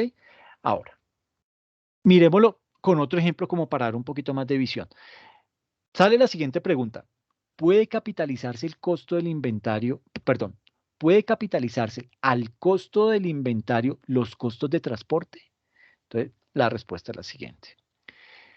Son parte del costo del inventario los costos incurridos, sea directa o indirectamente, necesarios para llevar el inventario a su condición y ubicación actuales. ¿Ok? Pero, miremoslo desde el punto de vista de un ejemplo. Costos de transporte que pueden capitalizarse al costo del inventario. El transporte del proveedor, el transporte en procesos intermedios de producción, el transporte a un punto temporal de almacenaje, ¿sí? El transporte del almacén al punto inicial de venta. En ninguna parte dice que yo puedo capitalizar el transporte en el que pueda llegar a incurrir para llevarle un bien a un cliente. Eso no lo puedo capitalizar, eso es un gasto, ¿ok? Solamente puedo capitalizar este tipo de transportes. Ahora, esos costos de transporte de un punto de venta a otro no deben capitalizarse. Es decir, cuando ya los recibo yo en mi punto inicial de venta y después lo voy a llevar al sitio en donde me lo pide un cliente, ese gasto del punto inicial de venta al cliente yo no lo puedo capitalizar. ¿Por qué no lo puedo capitalizar? Porque los bienes ya se encontraban en condición y ubicación para su venta con anterioridad a ese traslado que me estaba diciendo que se lo voy a llevar al cliente. Entonces hay que tener mucha precaución porque en eso se cometen muchos errores. ¿Ok? Por ejemplo, imagínense que eh, nosotros vendemos en Falabella, ¿sí? Tenemos, bueno, somos un grupo de gerentes de diferentes tiendas de Falabella. Entonces, una tercera parte del curso está en Falabella Santa Fe, otro está en Falabella Suba y otro está en Falabella Unicentro.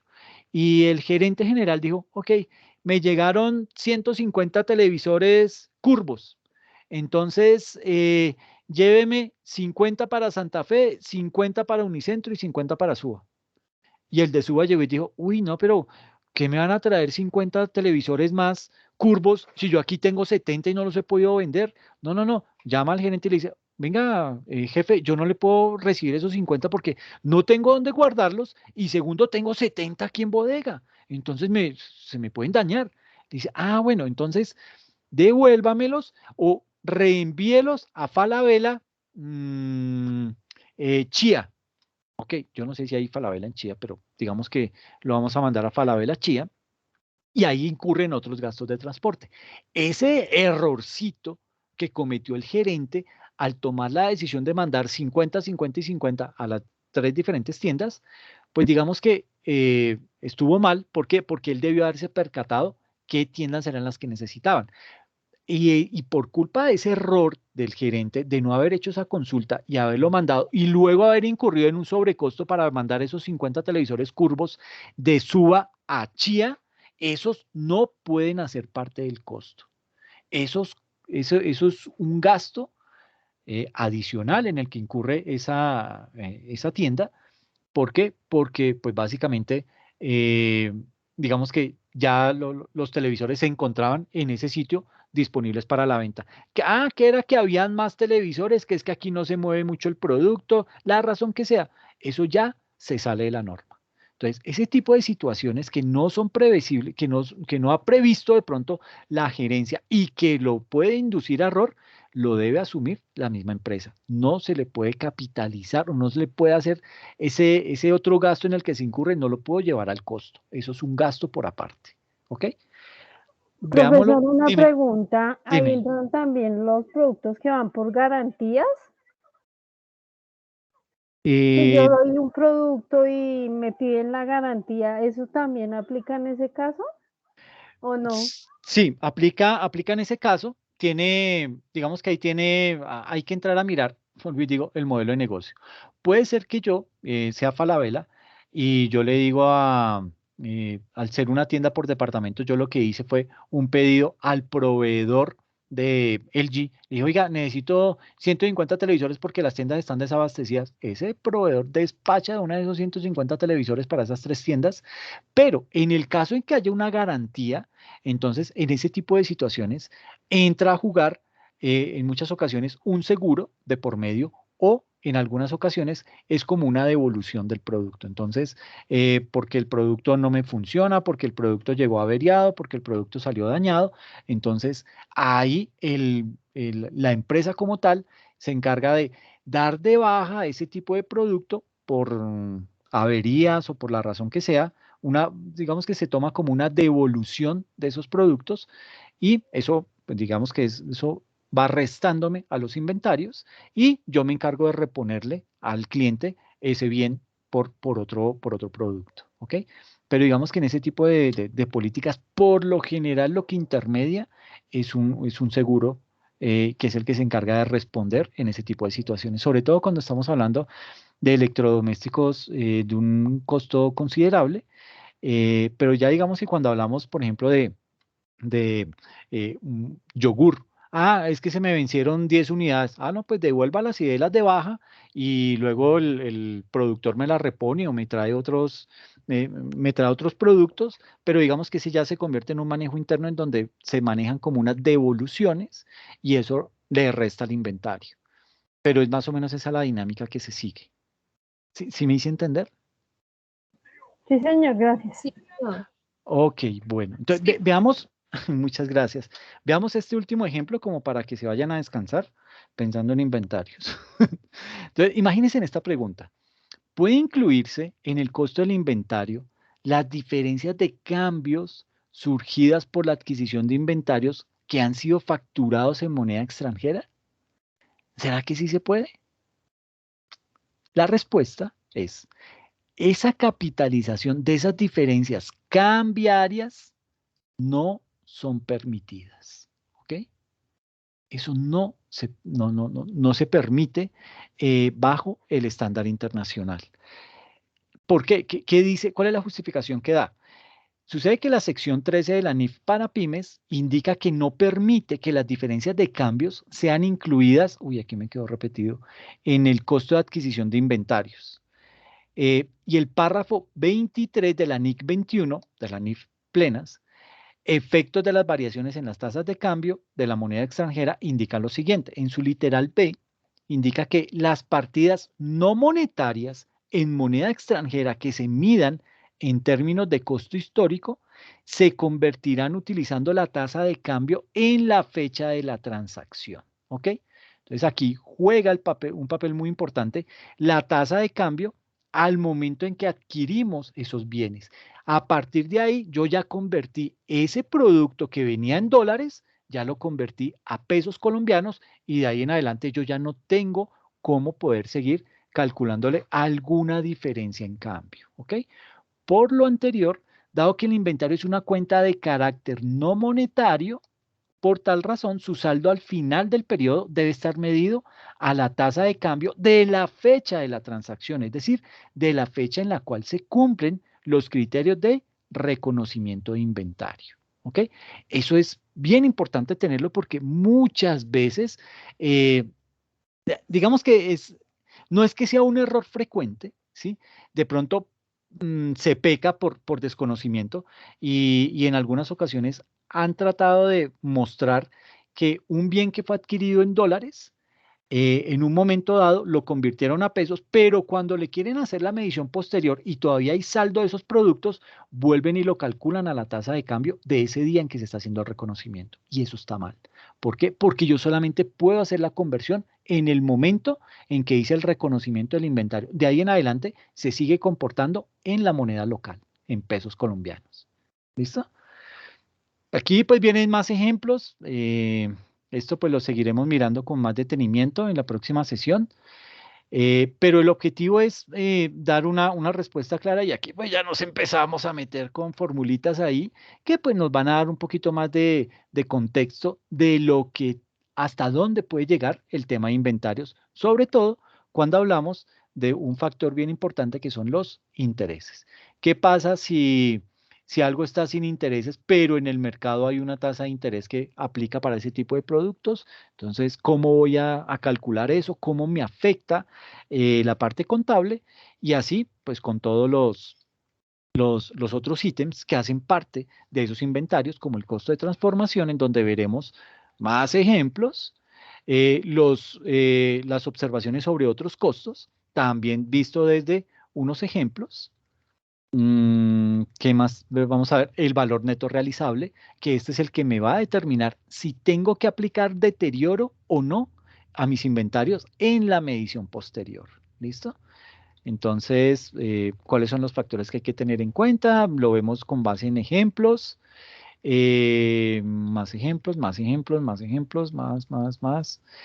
Y luego nos metemos a abordar un caso de deterioro de los inventarios. ¿Por qué? Porque de deterioro de inventarios hay un puntico del taller de la unidad 2. ¿Ok? Entonces, para que lo puedan conocer, tener en contexto y lo puedan resolver sin ningún inconveniente, ¿listo? Entonces, aquí está toda la explicación. Pues esto es básicamente la primera parte del tema de inventarios y ya pues lo otro lo vamos viendo en la siguiente sesión, ¿listo? Les agradezco mucho por la atención. Gracias por la Profe, participación. Dime.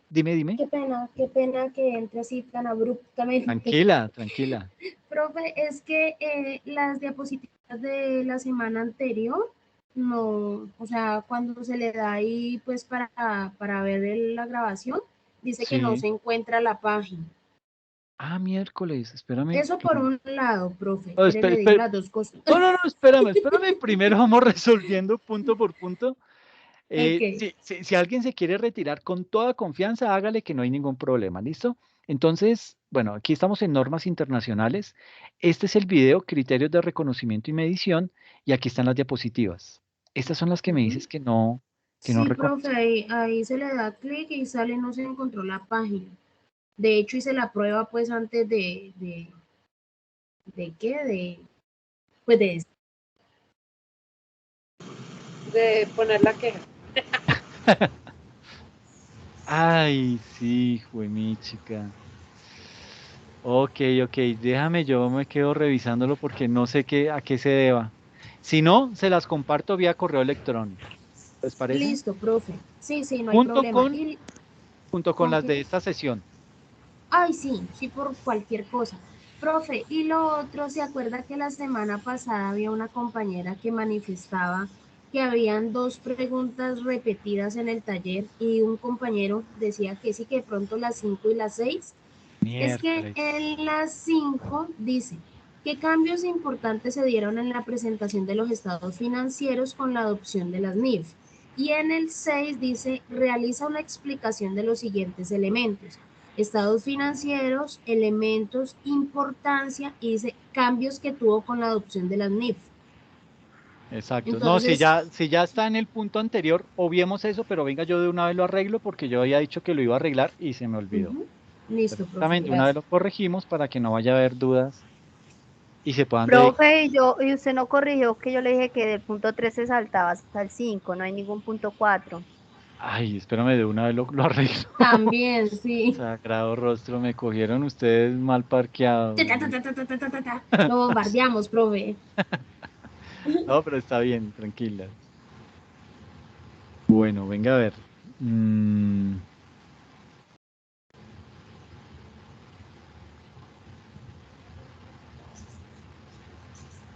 Entonces, realice un mapa conceptual, explique en un cuadro comparativo, defina y dé un ejemplo de cada uno de los puntos. 4, sí señora. 4. ¿Qué cambios importantes se dieron en la presentación de los estados financieros con la adopción de las NIF? Y este es el que desaparece. ¿Listo? Este es el 5. Y listo.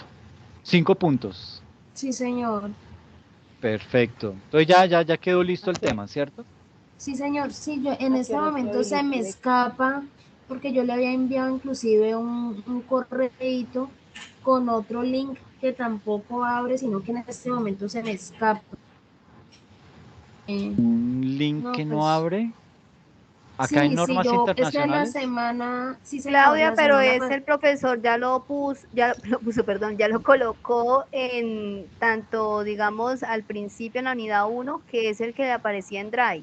Él ya lo colocó en PDF. Ah, pues mi chica, sí. O sea, hace referencia a, sí, ya me acordé. Gracias, Nini.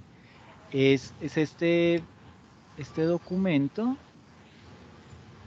No, pero yo hablaba era de las, es que se me escapan así. ¿Este que dice Drive? No, era de los, se me fue la palomera, de los adjuntos de la primera entrega. Ok, sino que se me escapa entonces, cuál es. no, Pero que perfecto, estoy miremoslo. revisando a ver. A ver, es que no, yo lo había escrito, pero espérame, profe, que bueno, hasta ahorita todos me han abierto. El examen está habilitado desde las 9 de la mañana. El sábado, profesor. Sí, el sábado. Ay, ay, ay. ¿Será esta que dice aquí estados financieros ilustrativos? Porque, bueno, por ejemplo, este es un libro de la biblioteca. Sí, Si esto no abres, el problema es mucho más grave. no, profe, ya lo acabo de revisar y ¿Ese ahí funciona? me abrieron. Sí, sí, sí, ya Perfecto. me abrieron, profe. Entonces, Internet, ¿cuál sería? No, me tocaría revisar porque yo le envié el pantallazo por correo, profe. Ok. Pero déjame, si yo vuelvo y reviso, en caso tal escribo, ¿vale? Dale, no hay ningún problema, tranquila. Entonces revísalo Profe, y me cuenta. y sí le recomiendo, porfa, el tema ¿El qué, perdona? el, ¿se acuerda que acabo de decir que lo iba a enviar por correo? ¿Las diapositivas? Sí, sí, señor. Sí, claro. Es que no te escuchaba bien. Ah, no, pero Ajá, tranquila. Eso ya lo tengo aquí anotado. ajá. Entonces ya se las envío también vía correo electrónico. ¿Ok? Listo, profe, vale. Muchas Sí, gracias. se me hace muy raro ese error. Pero bueno, yo lo corrijo. Bueno, vale, listo, profe. Muchas gracias. Bueno, ustedes, que estén muy bien. Muchas Bueno, gracias por los comentarios. igualmente. Bendecida noche para Hasta luego, todos. profe. Lo mismo, que estén Gracias. bien. Ok, Gracias, profe. Feliz cuídense noche. mucho. Que estén bien, descansen. Hasta luego, muchas Gracias, profe, gracias. igual.